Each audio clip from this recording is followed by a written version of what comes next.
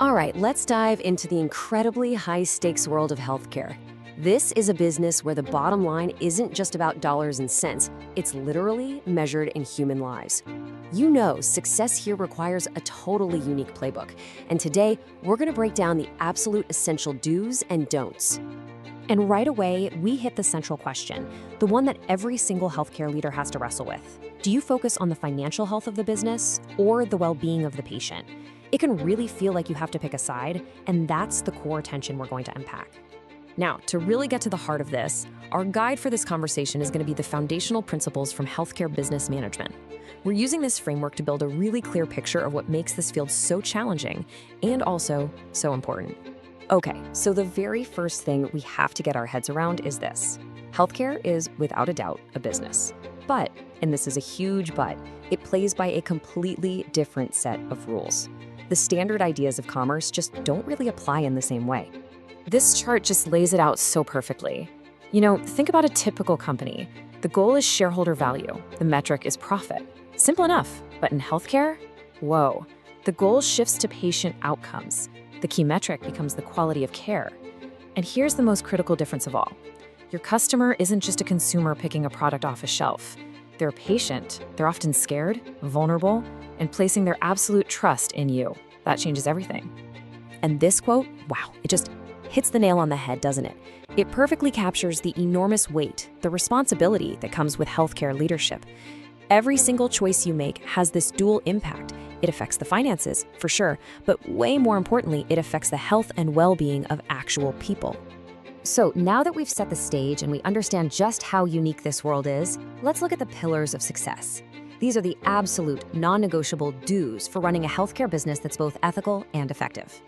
Look, these aren't just, nice to haves. This is the foundation. It all starts with patient safety. That has to be the bedrock of everything.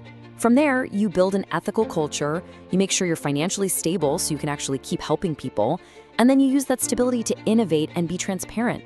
See how it's all connected? It's like a reinforcing cycle, and every single part serves that ultimate goal of better care. All right, so for every do, there's always a don't, a pitfall, a trap that can lead to total disaster. These are the lines that a great healthcare organization just can never, ever cross. These are the big mistakes to watch out for.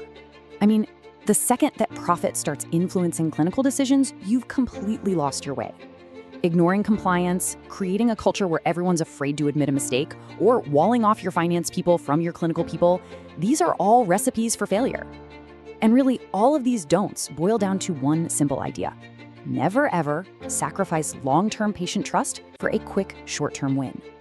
Okay, so we have these pillars to build on and these huge pitfalls to avoid. So what does all this actually look like in the real world? Well, it means that leading in healthcare is a constant, delicate, and unbelievably important balancing act. And this definition just brings it all together beautifully. Healthcare management isn't just about keeping the lights on, it's a strategic practice.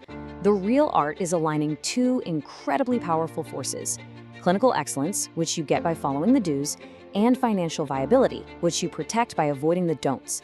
And when you get that alignment just right, the result is the whole reason you're there, to sustainably improve the health of your community. And that takes us right back to where we started, that question, profit or patient? Turns out it was a false choice from the get-go. The real challenge, the true mark of great leadership in this field, isn't about picking one over the other.